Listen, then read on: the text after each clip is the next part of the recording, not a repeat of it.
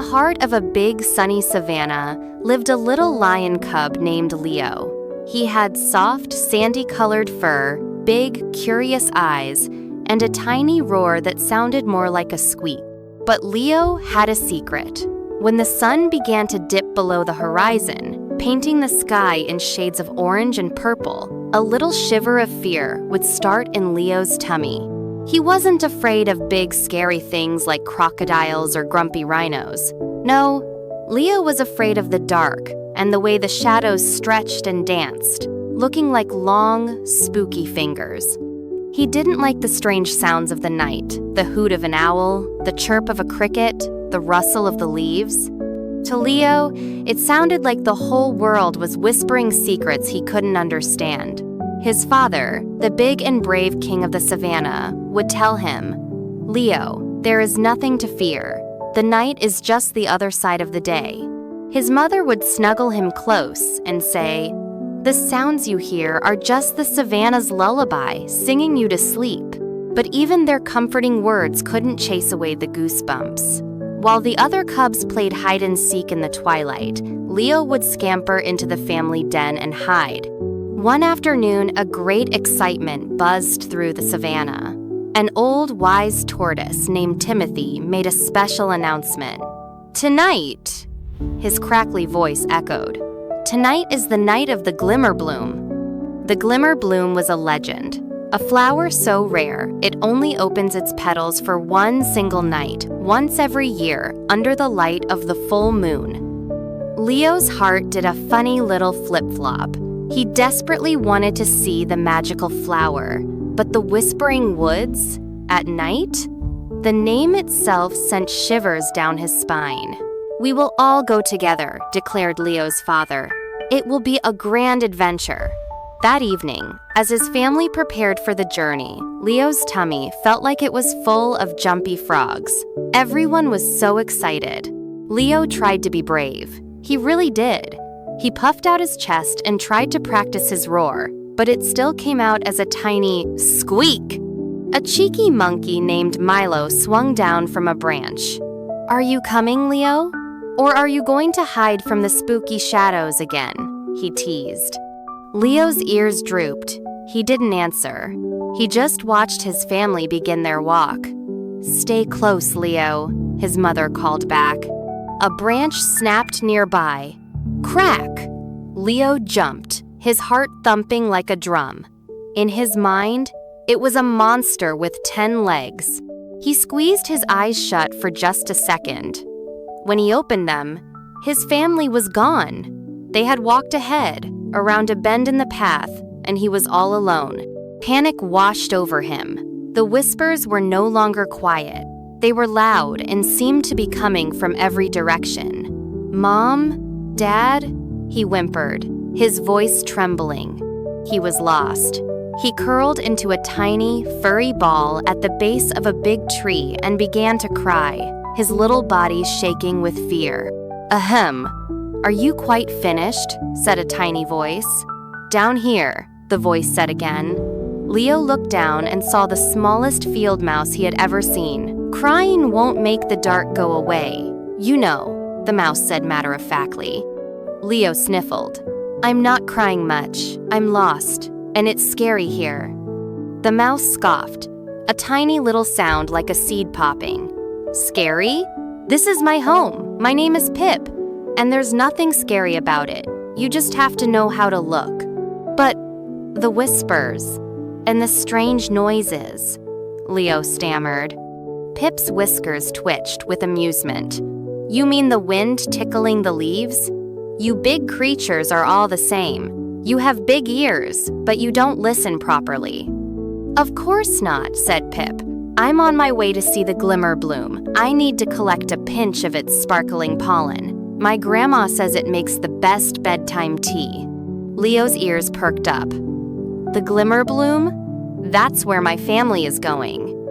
"Well, they won't find you sitting here," Pip said, his tone a little kinder now.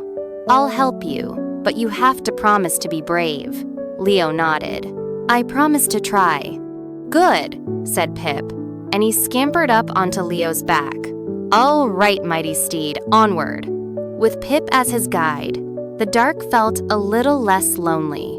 They hadn't gone far when they heard a low, rumbling sound. Rumble. Groan. Leo froze, his fur standing on end. What was that? It's a giant. A hungry giant, he whispered, his voice shaky. Pip crawled up to Leo's ear. Stay here, I'll go check, he squeaked. And before Leo could protest, the little mouse scurried off into the bushes. Pip returned, shaking with silent laughter. It's not a giant, he giggled. It's Ellie, the elephant. She found a comfy patch of moss and fell asleep. That's just her snoring. A little while later, Leo spotted something in the darkness ahead.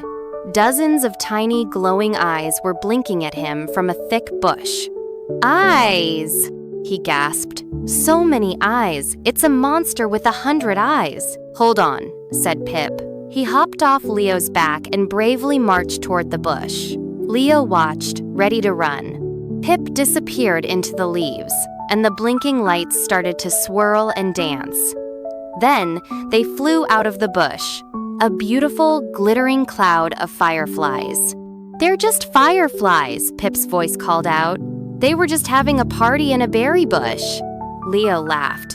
A real, happy laugh. Slowly, with every step, the woods seemed to become less scary and more wonderful. Pip showed Leo how the whispering was just the wind telling stories to the trees. He pointed out that the spooky tapping was just a woodpecker looking for a midnight snack. The night wasn't full of monsters, it was full of life. Finally, they heard the gentle sound of running water. Through the trees, they could see a clearing, and in the center of it was the most amazing thing Leo had ever seen. The glimmer bloom. It was bigger and more beautiful than he had ever imagined.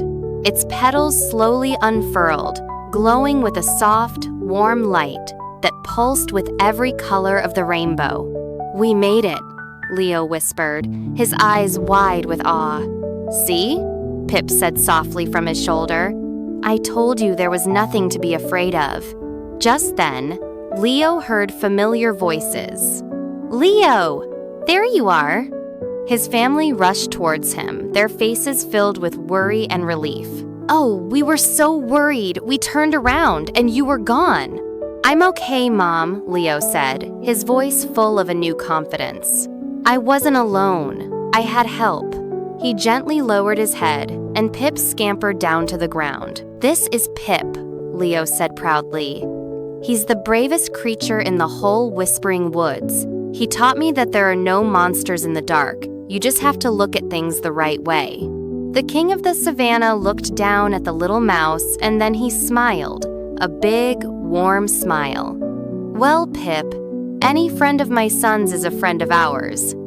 Thank you for helping him find his courage. Leo spent the rest of the night with his family and his new best friend. He didn't hide behind his mother's tail. He sat right at the front, watching the magical glimmer bloom dance in the moonlight. The sounds of the night the owls hoot, the crickets chirp no longer sounded like scary whispers. They sounded like music. Leo knew he might still feel a little scared of the dark sometimes, but now he also knew that being brave didn't mean you were never afraid. It meant you were afraid, but you found the courage to take the first step anyway, and that even in the darkest of nights, you could always find light and friendship. From that day on, the little lion cub who was afraid of the dark and the tiny mouse who wasn't afraid of anything were the best of friends, and they had many more adventures together, in both the bright light of day and the magical, musical dark of night. If you like this video, if their journey into the Whispering Woods lit up your heart, please let us know with a like. Every like is like a new glimmer bloom, showing us you enjoyed the magic. Share this story with a friend who helps you be brave. And subscribe to our channel so you never miss another adventure from the savannah and beyond.